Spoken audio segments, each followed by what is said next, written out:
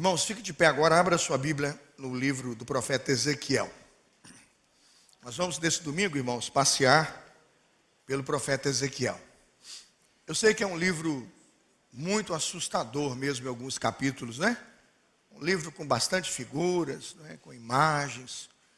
Um livro com profecias muito difíceis. Eu não considero que o livro do profeta Ezequiel é aquele livro que você lê, né? Vê aquilo tudo e diz assim, aleluia, né? Que coisa boa. Você fica assim, Senhor, tem misericórdia, não estou entendendo nada, né? Porque o livro é difícil, muito difícil. Você vai até somando os capítulos, vai, né, juntando algumas ideias, mas no geral, o livro é difícil. Com uma linguagem espiritual que você precisa de tempo, né? Precisa entender a Bíblia toda, precisa ler Ezequiel, depois precisa comparar lá com os textos de Apocalipse, né? Visitar outros profetas para entender a linguagem simbólica, extremamente simbólica, que o profeta está usando. Mas como é um livro bíblico, é um profeta bíblico, é um livro extremamente poderoso para o povo cristão, eu decidi acreditar que dentro do tema Semeando no Deserto, eu queria olhar uma realidade do deserto, que fica na região do Mar Morto, e como Deus decidiu mudar aquela realidade física do lugar. A profecia trata de uma mudança de uma realidade do deserto, na região do Mar Morto, e que a mudança física daquele lugar tem simbolismo espiritual. E é em cima dessa mudança que eu queria pregar com os irmãos nessa manhã, o tema Jeová chamar, o Senhor está aqui. Vamos repetir o tema desta manhã todos juntos? Jeová chamar, o Senhor está aqui. Nós estamos repetindo a mesma expressão duas vezes. Jeová chamar, o Senhor está aqui. Eu coloquei embaixo então a tradução. O Senhor está aqui. Quando você disser neste culto, e quando você bradar neste culto, você aqui e você em casa, você disser Jeová chamar, o que você está dizendo é, o Senhor está aqui. Vamos ver onde Deus está, a diferença, e vamos ver onde Deus não está. Quando não está presente o Senhor, quando não está a mão do Senhor, quando não está a bênção do Senhor, a realidade é triste, irmãos. A figura é de um deserto, de um ermo abandonado, de um lugar não cuidado, não preservado, porque o Senhor ali e a bênção do Senhor ali não está. Ezequiel 47, me acompanha a partir do verso 1. Ezequiel 47, a partir do verso 1. O homem levou-me de volta à entrada do templo, e vi água saindo de debaixo da soleira do templo, indo para o leste, pois o templo estava voltado para o oriente. A água descia de debaixo do lado sul do templo ao sul do altar. Ele então me levou para fora pela porta norte, conduziu-me pelo lado de fora até a porta externa que dá para o leste, e a água fluía para o lado sul. O homem foi para o lado leste com uma linha de medir na mão e enquanto ia, mediu 500 metros e levou-me pela água que batia no tornozelo. Ele mediu mais 500 metros e levou-me pela água que chegava ao joelho. Mediu mais 500 e levou-me pela água que batia na cintura. Mediu mais 500, mas agora era um rio que eu não conseguia atravessar, porque a água havia aumentado e era tão profunda que só podia atravessar a nado. Era um rio que não se podia atravessar andando. Ele me perguntou, filho do homem, você vê isto? Levou-me então de volta à margem do rio. Quando ali cheguei, vi muitas árvores e em cada lado do rio. Ele me disse, esta água flui na direção da região situada a leste e desce até Arabá, onde entra no mar. Quando deságua no mar, a água ali é saneada. Por onde passar o rio, haverá todo tipo de animais e de peixes, porque essa água flui para lá e saneia a água salgada, de modo que onde o rio fluir, tudo viverá. Pescadores estarão ao longo do litoral, desde Engedi até em Eglaim, e haverá locais próprios para estender as redes. Os peixes serão de muitos tipos, como os peixes do mar grande. Mas os charcos e os pântanos não ficarão saneados, serão deixados para o sal. árvores frutíferas de toda espécie crescerão em ambas as margens do rio. Suas folhas não murcharão e os seus frutos não cairão.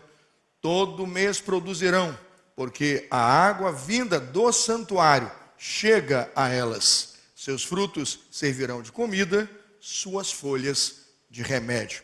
Quem crê, diga amém. O Senhor nos abençoe pela sua palavra lida nesta manhã.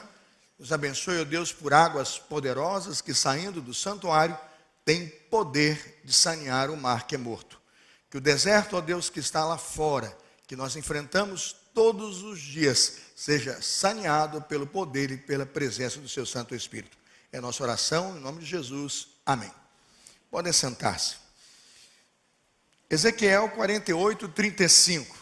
O nome da cidade será: o Senhor está ali, Jeová Chamá.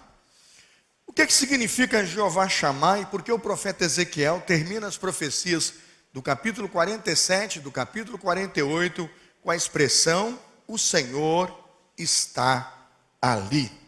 Eu vou tentar explicar primeiro por que nós usamos essas expressões tão marcantes, e essa é a única vez que a expressão Jeová Chamá aparece na Escritura. Primeiro eu quero lembrar os irmãos que El é o hebraico Deus. Quando você diz El, é Deus, né? Você diz assim, Betel, Betel, casa de Deus. Bet é casa, El é Deus.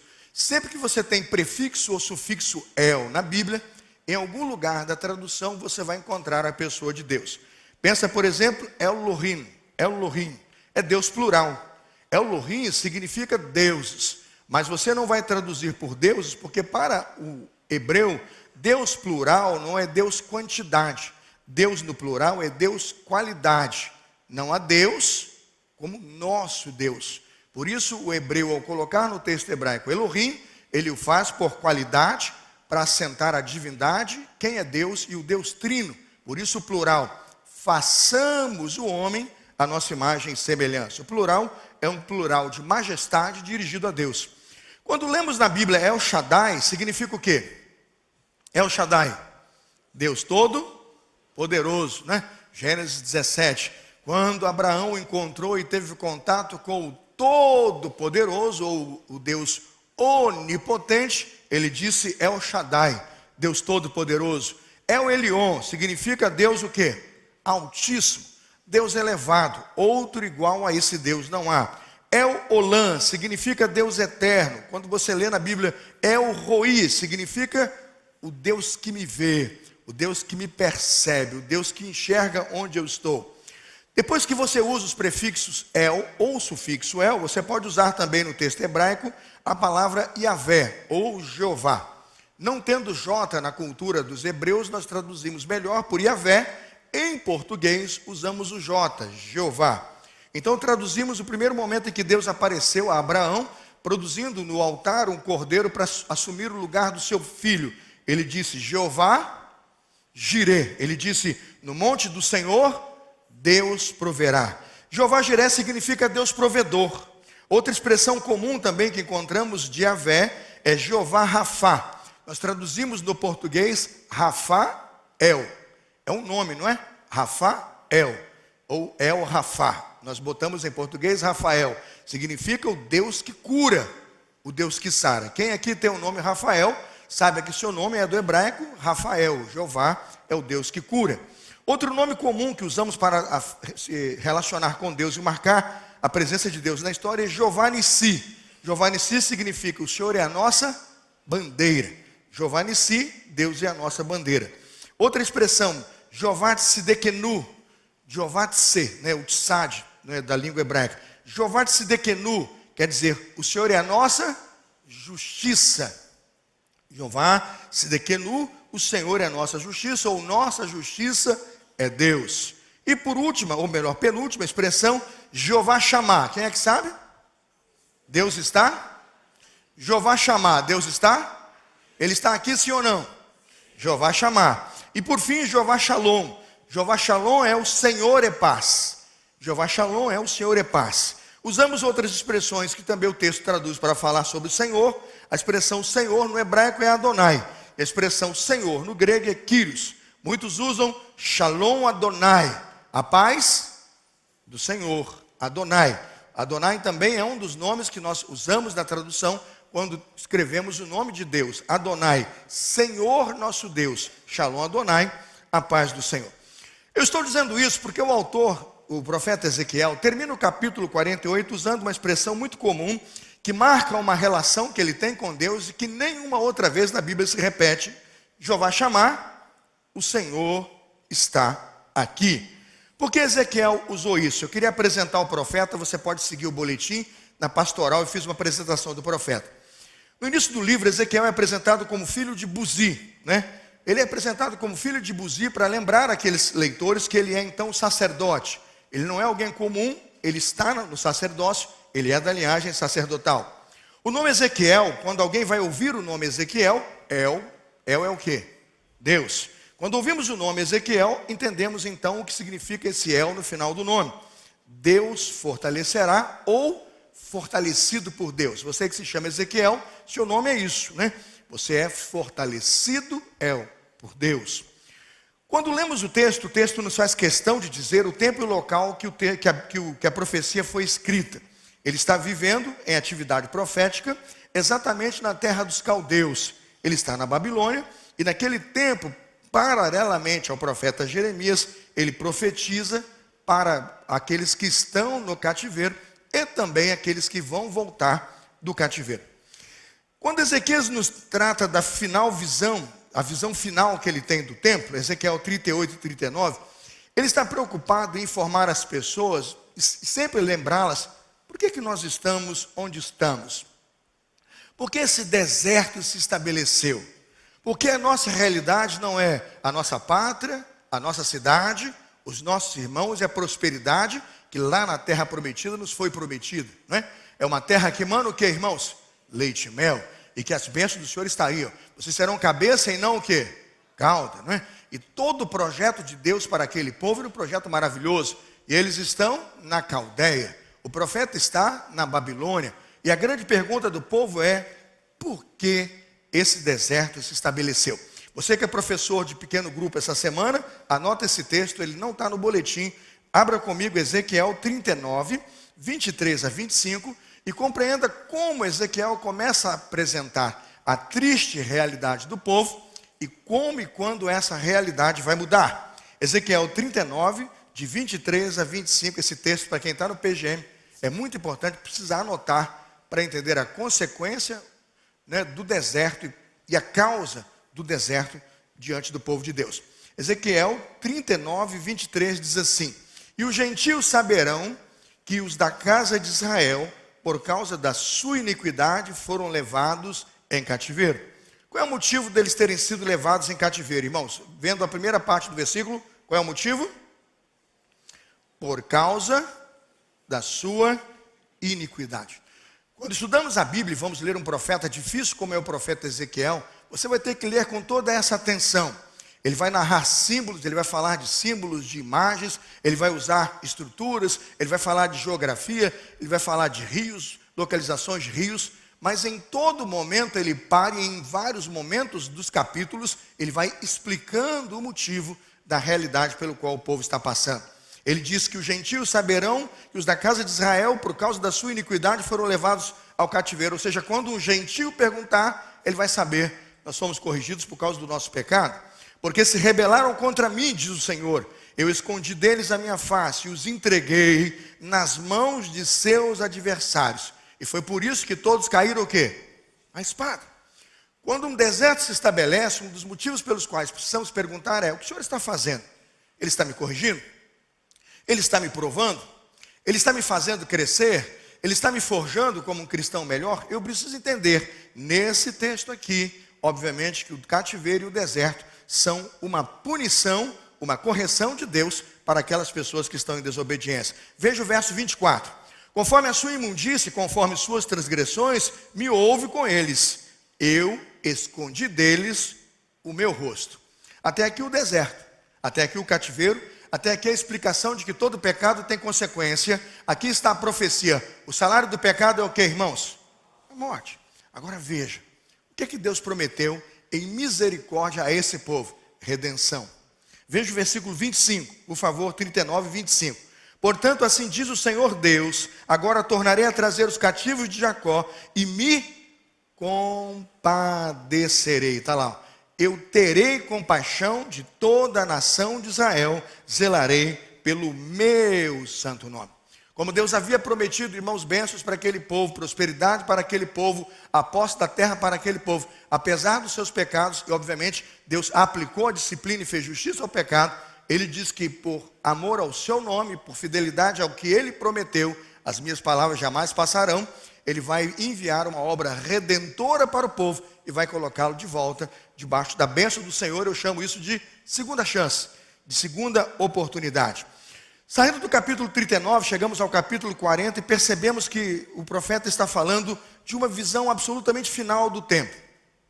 Ele fala do momento em que essas medições do templo são tão colocadas em especificidade de medidas, que ele está testemunhando e relatando, Isaías 43, 1 a 12, que a glória do Senhor volta para o templo, e que a bênção do Senhor, Isaías 43, 1 a 12, estão de volta no templo e no culto do Senhor. E aí então, ele recebe instruções e passa instruções claras, Isaías 43, 13 até o 46, 24, ele passa instruções claras de que a adoração no meio do povo de Deus pode ser renovada e será renovada e restabelecida.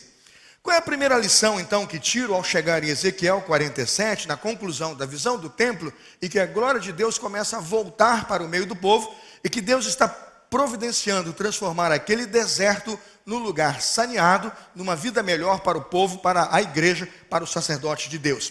A primeira lição que apresento aos irmãos está na palavra que Ezequiel deu no fechamento do livro: o Senhor está presente. Repita comigo: o Senhor está presente.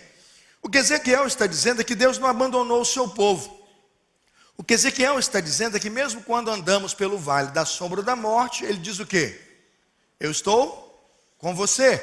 O que eu estou dizendo é que Deus está conosco, irmãos, ali nos observando, e mesmo quando a disciplina de Deus está sobre a nossa vida, Ele está olhando por nós, procurando nos dar uma nova direção, procurando reescrever com cada um de nós, com cada cristão, uma nova história. O Senhor estava ali. O que Ezequiel está dizendo para o povo é que eles precisavam ver duas coisas: a diferença onde Deus está e a diferença onde Ele não está e o pecado está operando. Vamos dar uma olhada no poder devastador da ausência de Deus. Como o pecado, irmãos, trouxe causas terríveis sobre o povo. Nós já lemos Ezequiel 39, 24. Conforme a sua imundícia e conforme as tuas transgressões, eu me relacionei com vocês, e foi por isso que escondi de vocês o meu rosto. Onde Deus não está, irmãos, nós temos um estado de miséria. Onde Deus não está, nós temos um estado de pecado. Onde Deus não está, nós temos um estado de abandono. A Bíblia diz, o profeta Isaías vai dizer, Isaías 59, que os nossos pecados fazem separação entre nós e o nosso Deus. O que na verdade Ezequiel está lembrando é uma doutrina que nós conhecemos desde o Antigo Testamento. Onde o pecado está, irmãos, o Senhor tira o rosto. Onde o pecado está, o Senhor tira a luz. Sai a luz e entra o quê? Entram as trevas. O que na verdade percebemos aqui é que Israel quebrou a aliança com Deus. E foi por ter quebrado a aliança com Deus que eles foram expulsos da terra. Foi por causa disso que o templo foi destruído. E por causa disso, todo o culto e também o templo deixou de existir. E obviamente toda a forma organizada de adoração a Deus foi banida do meio do culto e do meio do povo de Israel. Até quando então o templo seria reconstruído? Quando chegamos e olhamos essa realidade devastadora, a pergunta que faço é: como Deus vai mudar essa realidade? Ele prometeu resgatar o povo, mas como Ele faria? Aí chegamos ao capítulo 47. Volta lá, por favor, Ezequiel 47. Tudo começa no templo. E percebam que a partir do templo você começa a encontrar figuras claras onde Deus está e onde Ele não está, e como o povo poderia mudar e experimentar mudanças da realidade triste do deserto, do pântano, não é? Da falta de vida e da morte que estava sobre ele, para receber cura e vida. Ezequiel 47 diz, versículo 1, que o homem, o anjo aqui do Senhor, levou Ezequiel em visão espiritual à entrada do templo. E diz o texto que ele viu águas saindo pela soleira do templo. E veja que enquanto as águas saem da soleira do templo e passam pelas portas do templo, indo na direção do Arabá e do Mar Morto, nada acontece. Agora perceba a partir do versículo de número 3. O homem foi para o lado leste com uma linha de medir na mão, e enquanto mediu 500 metros, levou-me pela água que batia aonde, irmãos? No tornozelo. Ele vai dar os níveis aqui de tornozelo, joelho, até o momento em que as águas são para ele poder nadar. O nível que eu estou passando para os irmãos hoje de espiritualidade, e eu quero colocar isso em nível, porque a água é para ser medida em nível, né? É que de fato o nosso compromisso com Deus, irmãos, define a nossa capacidade de mudança espiritual em cada um de nós. Se nós temos muita intimidade com Deus e temos uma vida piedosa, uma vida de oração, de comunhão com Deus, pode ter certeza, irmãos, eu tenho muito do Senhor para receber, eu tenho muito do Senhor para dar. Agora, conversa com alguém que frequenta cultos de 1 hora e meia. Conversa com aquela pessoa que chega no culto às 10h15, 10h20, né? O culto já começou faz tempo, e que sai quando o pastor termina o sermão e diz amém. Pode conversar com essa pessoa 1, 2 horas. Perceba que nos níveis de espiritualidade, de comunhão, de prática de fé, de testemunho pessoal, não tem nada para contar. Tem nada para contar. O máximo que ele vai conseguir contar é o pouco que ele ouviu do sermão, e ele faz isso reproduzindo.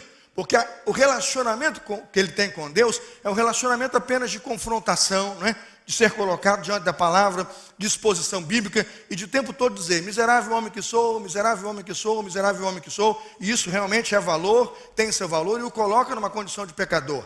Agora eu pergunto, a nossa sociedade espera de nós muito mais do que isso. A nossa sociedade precisa olhar para nós e encontrar um crente melhor do que isso. E o que eu estou dizendo aqui é que esses servos de Deus, que decidiram caminhar com o Senhor em profundidade, ora com água nos artelhos, ora com água nos joelhos, e ora nadando, entenda a expressão, nadando de balde, né? Bebendo de balde, no rio de Deus, essa gente tem condições de levar às pessoas uma palavra melhor. Pega um irmão, meus amados irmãos, experimentado na vida de oração. Pega um irmão e uma irmã cujo joelho está torto, totalmente marcado por uma vida de oração. Quando esse irmão ou irmã, com a sua mão de oração, toca um crente, irmãos, alguma coisa acontece. Sim ou não? Porque a Bíblia diz, buscar-me-eis e me achareis, quando me buscardes. A metade do coração serve, irmãos? Um pouquinho do coração serve, irmãos? O que o profeta está dizendo é uma linguagem comum. Há uma régua de medir, há uma densidade espiritual, há um avivamento, há um mover de Deus. Vocês vão para o pecado, vão viver sem Deus. Vocês vão viver das suas iniquidades, vão se afastar de Deus. O Senhor vai esconder de vocês o seu rosto. Mas à medida que vocês se aprofundam em Deus, à medida que vocês mergulham no Senhor, à medida que vocês se deixam estar íntimos de Deus, as águas de Deus, o mover do Espírito envolve tanto a vida de vocês, que aquele deserto pode florescer, que aquele pântano pode ser curado e pode ser tratado, que aquele mar que é morto, esse é o texto, ele pode ser ressuscitado. Veja como Ezequiel coloca claramente o transtorno do que é um lugar sem Deus. Os versos de 6 em diante vão dizer exatamente o retrato do lugar. O lugar aqui, irmãos, é o Mar Morto. O Mar Morto tem 25% de minerais em comparação com o mar comum. O mar e as águas do mar comum têm de 4 a 6% de minerais. Ou seja, o Mar Morto, ele tem em média 36% de sal. Dá para viver um peixe ali? Não. Dá para ter vida ali? Não. É muito sal. Tudo que entra ali, tudo que tenta nascer ali, morre, porque o processo de salinação mata tudo. Eu estive lá, irmãos, o sal é tão forte, é tão intenso, que você tenta mergulhar e ele empurra você para cima. Você tenta afundar na água e ela projeta você para fora. Se você quiser sair remando ali até a Jordânia, você pode ir, porque não precisa nem de barco. Você fica na superfície da água o quê? O tempo todo. A questão é se você vai chegar lá, né? Que aquele sal começa a queimar, né? Loucura. E eu me lembro de um irmão nosso lá na caravana, que disse, é desobediente. Disseram para ele, ó, fecha os olhos, cuidado, porque se uma gotinha dessa água entrar no seu olho, você vai ter problema. Aí o irmão da caravana não acreditou, né? Achou que a instrução era falsa. Ele botou o dedinho e meteu no olho. Meu Deus do céu. Haja oração, colírio, unção, para ovelha desobediente. E água mineral, e água. E depois que passou muito tempo, eu dizia, como é que está, irmão? Está ruim.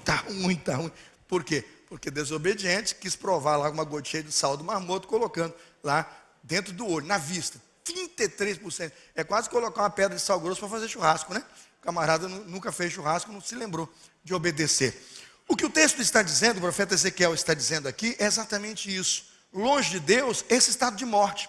Longe de Deus, essa falta de vida. Longe de Deus, da sua vontade, irmãos, nós nos tornamos esse lugar, nós nos tornamos esse deserto difícil. Você lembra que quando o homem pecou, o Senhor fez questão de mostrar a diferença entre como Deus abençoava e quando Deus tirou a bênção?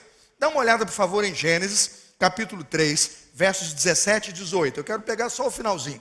Gênesis 3, 17 e 18. Quando o homem pecou, a mulher pecou, perceba que havia um jardim estruturado, com rios, um jardim verde, um jardim florido, um jardim com frutas, um jardim com animais, uma interação de homem e animal, uma convivência pacífica de Deus com o homem. Todo dia no fim da tarde, Deus descendo ali, tendo lá uma boa conversa com o homem. Agora perceba, quando o homem pecou, Gênesis 3,17, como que a visão é a mesma que Ezequiel nos dá.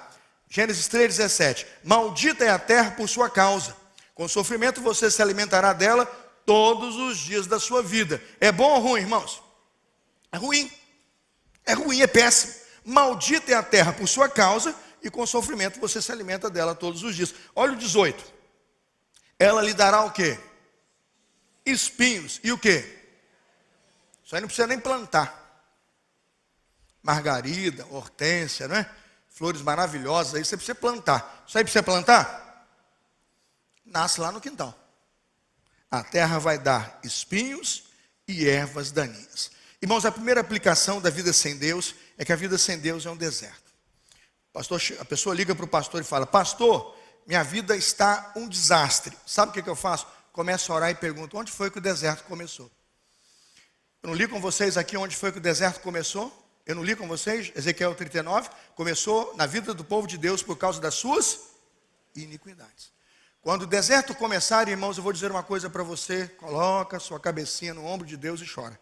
E começa a perguntar: Senhor, se há em mim algum caminho mau, o Senhor tira. E guie-me pelo caminho o quê? Eterno. Porque o caminho do deserto, irmãos, é o caminho do pântano, é esse caminho do brejo, é esse caminho do mar morto, é esse caminho sem vida, é esse deserto onde Deus não tem colocado a sua mão. É isso que o texto nos diz. E a figura é uma figura. Essa figura é para mostrar que a vida pode ser um desastre.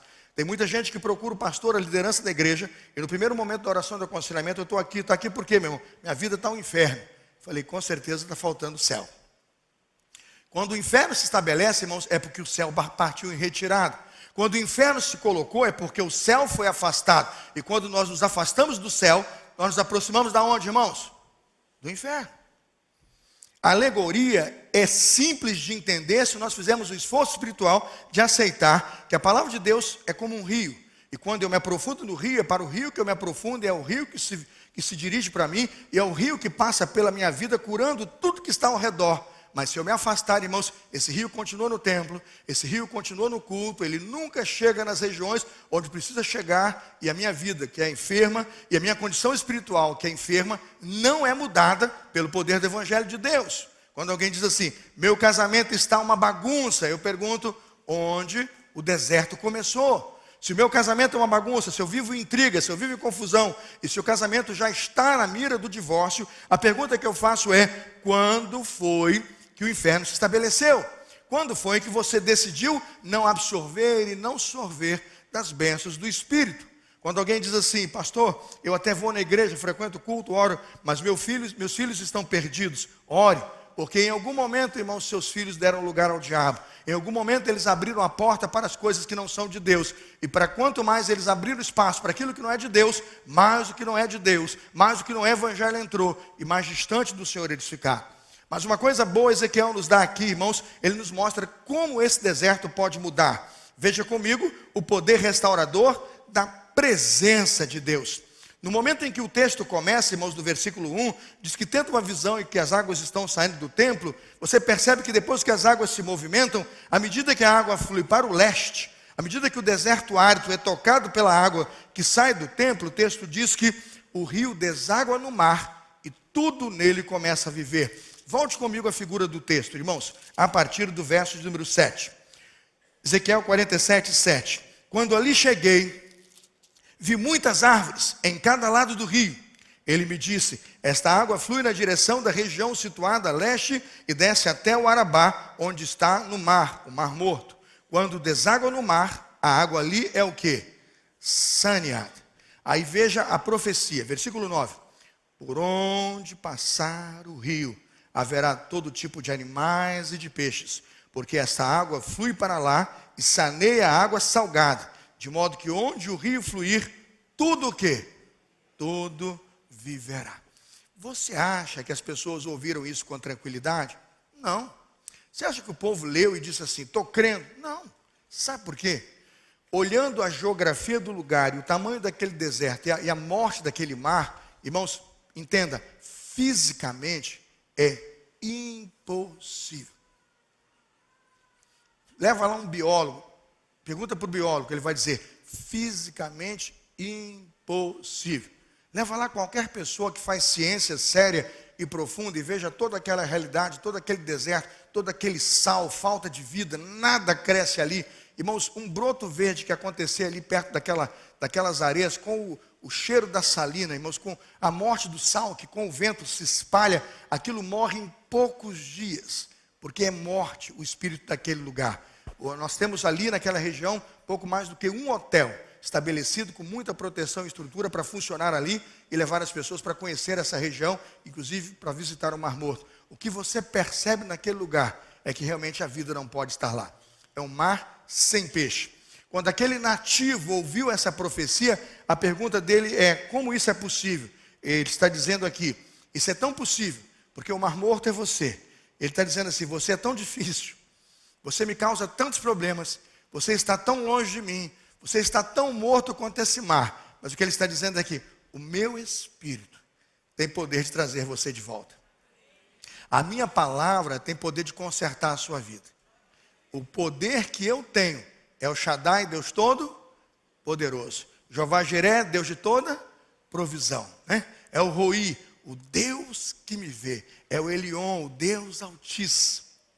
Ele está visitando você. Ele vai restaurar a sua casa. Ele vai restaurar a sua família. Ele vai transformar o seu lar. Você crê nisso? Diga amém. Irmãos, é para escândalo nosso que o poder de Deus desceu à nação de Israel para dizer àquela nação, você está afastado de mim, mas onde a minha água toca, onde o meu Espírito toca, a vida volta, a vida é curada, o deserto é transformado. Você sabe que sem água é impossível existir numa região do deserto, mas naquele momento Deus está dizendo que enviaria água, a água dele ao deserto para a cura das nações. Segunda lição, e nós vamos para a conclusão desta mensagem, eu continuarei esse sermão no culto da noite, né? Primeira lição, Deus está aqui. Segunda lição, a certeza da presença de Deus agora na vida daqueles que são povo dele, na vida daqueles que levam o seu nome. A certeza de Deus na presença do povo tem que impacto? O impacto é que é bênção. O impacto é que a vida muda. O impacto, irmãos, é que a vida volta. Efésios vai dizer que nós estávamos mortos em nossos delitos e pecados, mas Cristo nos deu vida. Cristo nos vivificou. A visão de Ezequiel passa pelo templo. A visão de Ezequiel começa no templo, dizendo que o templo, então, com águas que saem do templo, se tornará um lugar de restauração. A grande perspectiva que muitos têm, muitos historiadores têm, então, é que dependeria do povo de Israel voltar da Babilônia, e em voltando da Babilônia, em saindo do cativeiro, e em vindo com Neemias e com o povo de Deus construindo o templo, a partir do templo construído físico, viria então esse tempo de restauração. Há uma linha histórica que interpreta assim e acredita nisto. Enquanto o templo não for reconstruído, enquanto as estruturas do templo não forem recolocadas, a bênção de Deus não está sobre Israel, sobre o povo de Israel, Jesus não vai voltar e nós não temos essa bênção. Há muita gente que interpreta esse templo com o sentido literal. Agora eu vejo, irmãos, que depois da reconstrução do templo, o templo foi reconstruído, eu vejo que depois que o culto foi restabelecido, eu vejo que em nada, pelo templo e pela estrutura de culto no templo, a vida do povo melhorou. O texto me diz e me lembra, a história me diz e me lembra, que nos dias de Jesus havia chamado uma festa das águas, e o povo ia para o templo, na festa das águas, levava lá na frente o sumo sacerdote, e eles, lendo essa profecia, faziam o seguinte, eles iam para o templo, chegavam lá na fonte de Siloé, pegavam lá água, colocavam água num vaso, lá na fonte, e saiu em procissão da fonte até o altar do templo. E eles chegavam no altar do templo, dentro de Jerusalém, e com aquele vaso de água trazido das fontes de Siloé, eles jogavam no santuário, jogavam no altar, E a expectativa deles é que tantas quantas fossem as vezes em que eles iam à fonte, voltavam para o templo, trazendo água, que essas águas iriam ganhar força ali no altar, e iriam do altar irrigar o deserto do Arabá e o Mar Morto. Isso aconteceu, sim ou não? Não tem nem volume de água para isso, né? Ingenuidade a nossa e a crença daqueles que creem de que um cântaro pode conter as águas de Deus, né? Que um vaso pode levar as águas de Deus. Isso se fazia todos os dias. A festa se repetia por muitos dias. O texto de João 7 diz que Jesus se apresentou ali no final da festa. No final da festa, o povo estava cansado, estava exausto. Vai para cá, vai para lá, leva cantil, pega água, joga água. Nada do milagre, nada de mudar.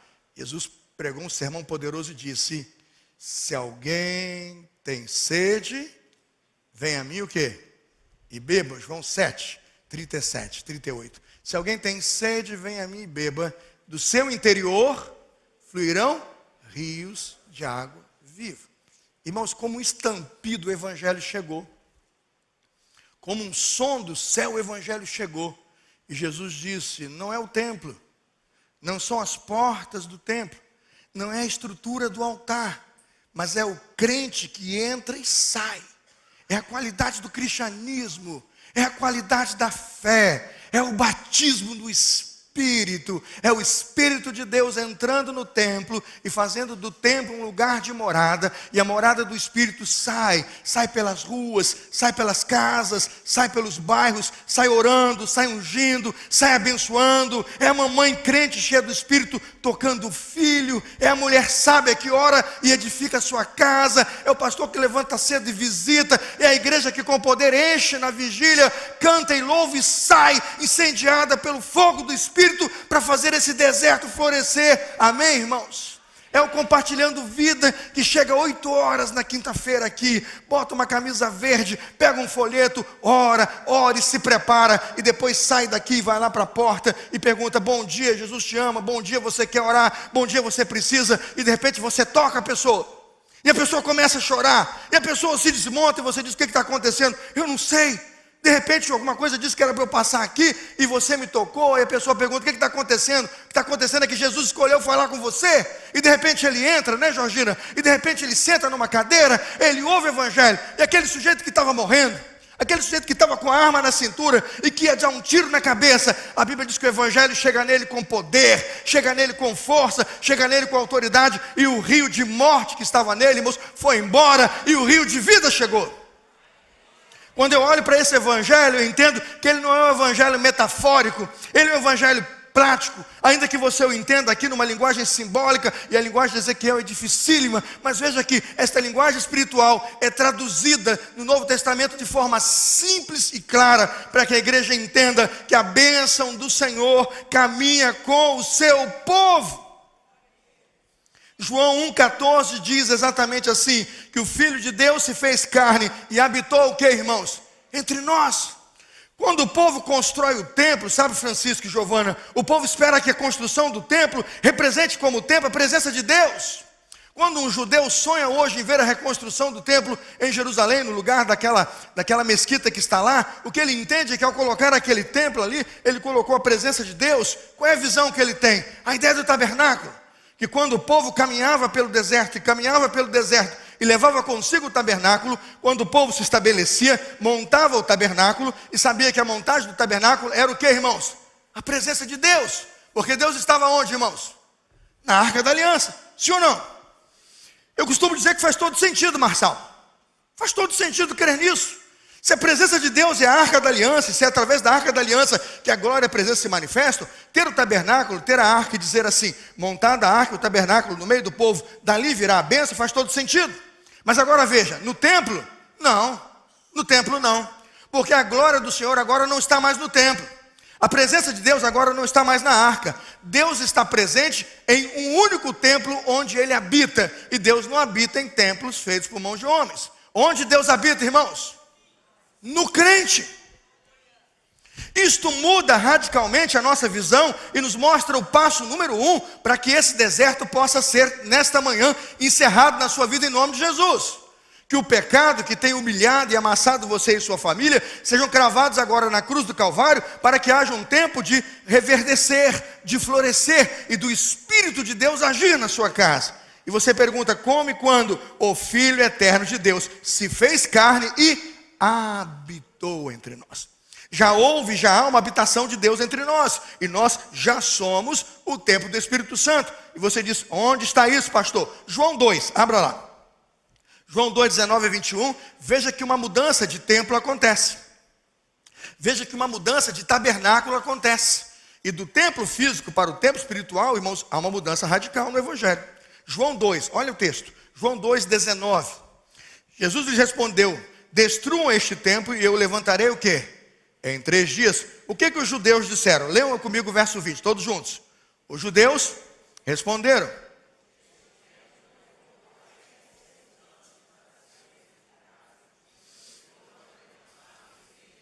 esse templo levou 46 anos para ser edificado. O senhor vai levantá-lo em 3 dias? O senhor não é o Tom Cruise. Missão o quê? É com esse deboche que as pessoas veem o Evangelho. É com esse deboche que as pessoas se relacionam com Deus e dizem que a Bíblia é um livro de carochinha. Presta atenção, é porque não entenderam. Quando a gente não entende o amor de Deus, e não entende o quanto Deus nos ama, e não percebe como nossa vida está indo de mal a pior, e como a gente precisa de Deus, a gente faz um deboche desse, ou ainda vive naquela compreensão do mar morto. Morto, irmãos, vai dizer assim: esse mar viver? Nunca. Esse mar aí ressuscitar? Nunca. Isso é impossível. Agora continua o verso 21. Mas o templo do qual ele falava era o que, irmãos? Vocês entenderam a doutrina? Digo amém. O templo agora é você, querido. Porque se Jesus tornou-se o templo e a habitação de Deus, ele quando foi, disse que viria o Espírito Santo, o Consolador, e que ele habitaria o cristão. Cada cristão é templo de Deus, casa de Deus, saindo do santuário para jorrar água no deserto. Quem crê nisso, diga amém. Essa é a mensagem do Evangelho hoje. Isso significa Jeová chamar, o Senhor está aqui. Isso significa Emanuel, Deus conosco. Emanação, Immanuel, Deus presente aqui. Emmanuel é a mesma coisa que Jeová chamar, é Deus está aqui. Coloca a mão no seu coração e diga assim: o Senhor está aqui. É isso mesmo. Você é templo do Espírito Santo. Então quando o pecado tentar sediar você e chegar pertinho de você, por que o pecado não vai tomar lugar? Coloca a mão no coração e diz: Jeová chamar, o Senhor está aqui. É isso. Quando mentira, ódio, quando quiser levantar a mão para a esposa para dar um tapa, quando quiser chutar um filho e agredir, quando quiser sair para tomar droga, quando quiser colocar o corpo no corpo de uma prostituta, você vai dizer assim: por que eu não faço? Você vai botar a mão e vai dizer: Jeová chamar, o Senhor está aqui. Eu sou templo do Espírito Santo de Deus. Você não peca porque você é santo. Você escolhe não pecar porque você é santo. E quando pecar, e quando errar, você vai pedir perdão a Deus e vai dizer: Senhor, manda o teu rio de volta, Senhor.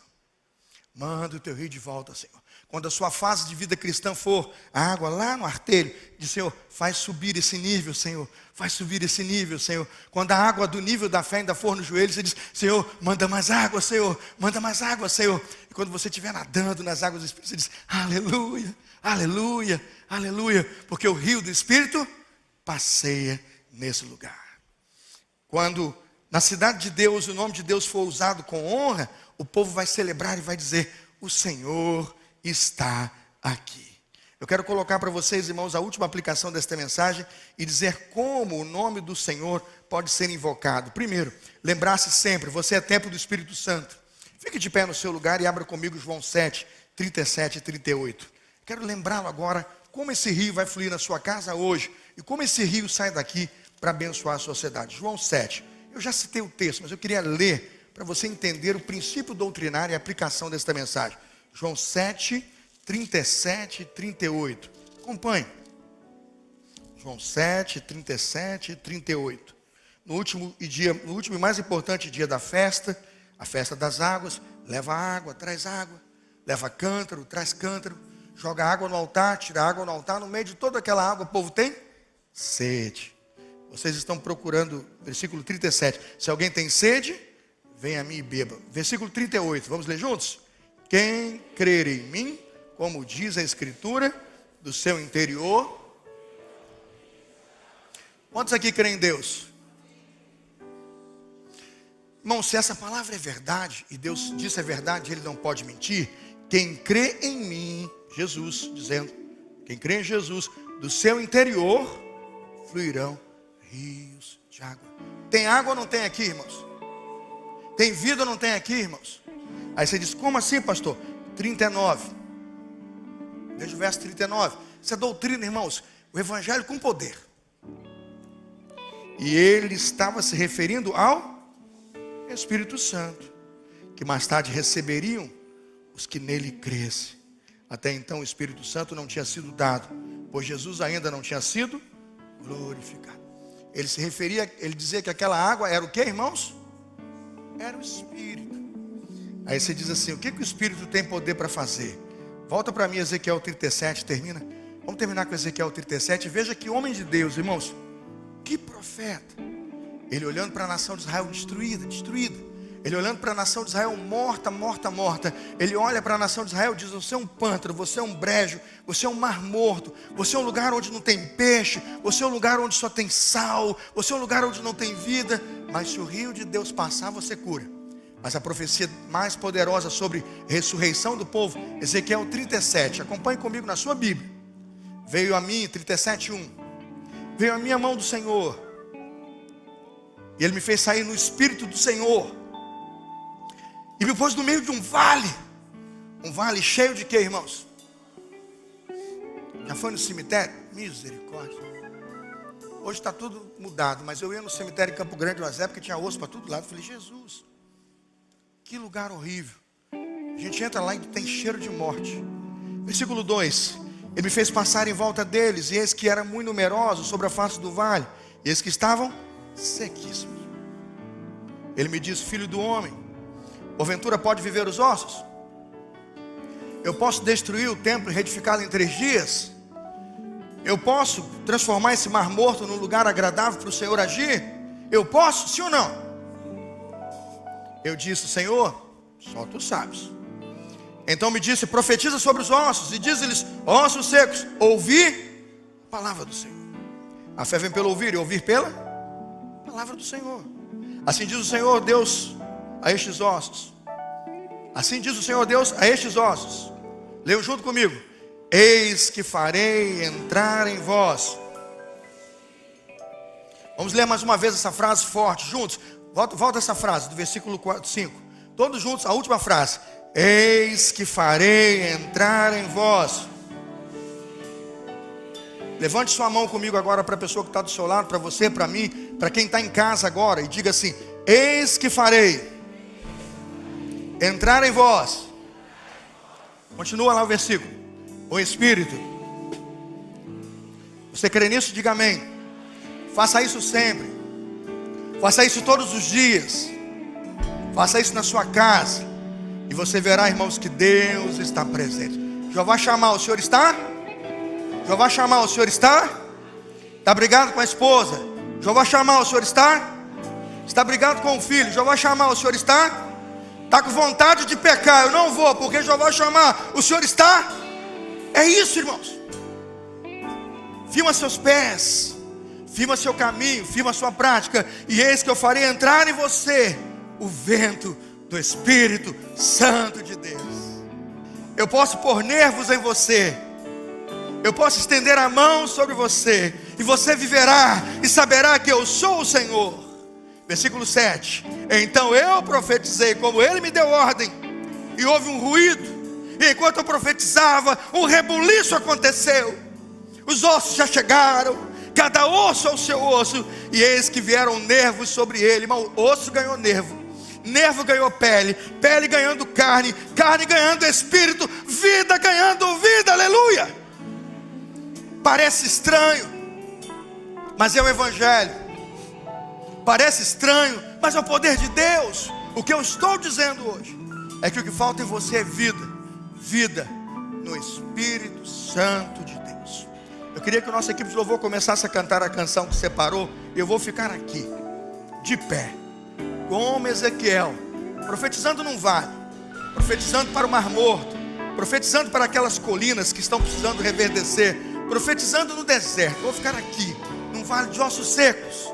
Mas eu vou dizer, se alguém sente falta de vida, se alguém tem sede, venha a mim e beba. Do seu interior fluirão rios de água viva. Eu faço um apelo nesta manhã. Você que tem sido tocado por uma enfermidade e sabe que ela vem da ação do inimigo e ela é fruto de um pecado que um dia você carregou, venha para cá, se sinta perdoado. Crucifica agora essa iniquidade na cruz e diga: por essa iniquidade perdoada eu sou curado em nome de Jesus. Se você está aqui, enfrenta um problema familiar e sabe que é impossível, você vai dizer como aquele mar que era morto: impossível, viveu, eu vou voltar a viver. Sai do seu lugar e vem aqui. Se você é pai, marido, mãe, filho, e há um problema de reconciliação no seu lar, e você diz: impossível, para Deus nada será impossível. Eu faço um apelo, você sai do seu lugar e fica aqui. Eu vou orar por você. Eu vou estender as minhas mãos sobre você. Sua igreja vai orar com as profecias de Ezequiel sobre a sua vida. Irmãos, até os ossos ressuscitarão nesta manhã. Aquilo que é morto ganha vida. Aquilo que está perdido será achado. Aquilo que está lutando, irmãos, longe de Deus, hoje pelo Evangelho é encontrado. Eu quero orar por você que está afastado da igreja. Hoje é dia de voltar. O rio de Deus quer passar de volta na sua casa. O rio de Deus quer chegar de volta na sua família. Sai do seu lugar e vem aqui dizendo: Senhor, passa de novo com o teu rio sobre a minha vida. Acende, ó Deus, a minha fé no Senhor. Eu quero ser visitado pelo seu Santo Espírito nesta manhã. Sai do seu lugar e vem aqui. Eu vou orar por você em nome de Jesus. Águas que curam, que limpam.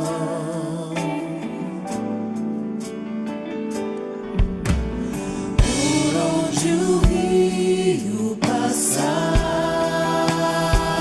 eu creio, tudo vai transformar, pois leva a vida do próprio Deus. Diga isso, meu irmão. Esse rio está neste lugar, nesse lugar. Cante comigo, vamos juntos. Quero beber. Quero beber do teu rio, Senhor. Sacia minha sede, lava o meu interior. Eu quero fluir em tuas águas.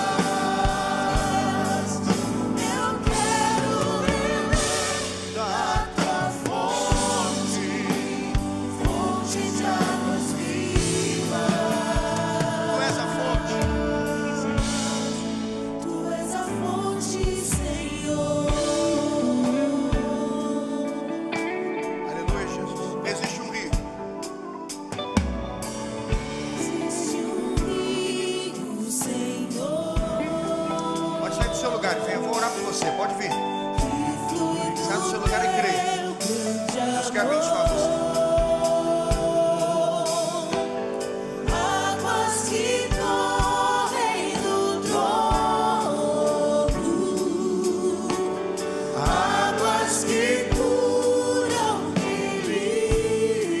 limpam. Por onde ele passar, por onde o rio passar, Tudo vai.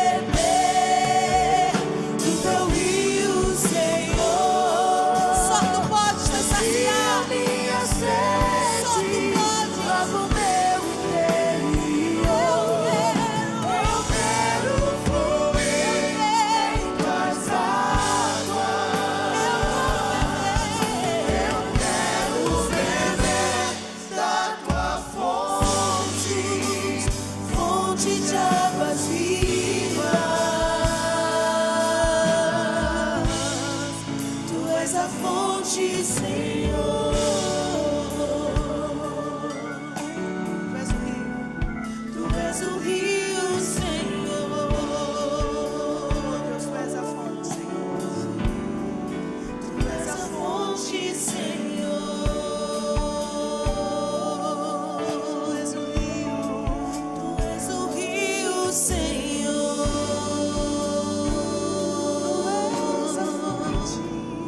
Tu és a fonte, Senhor. Você pode estender sua mão aqui para frente e me ajudar a orar com esses irmãos e irmãs? Você é este rio?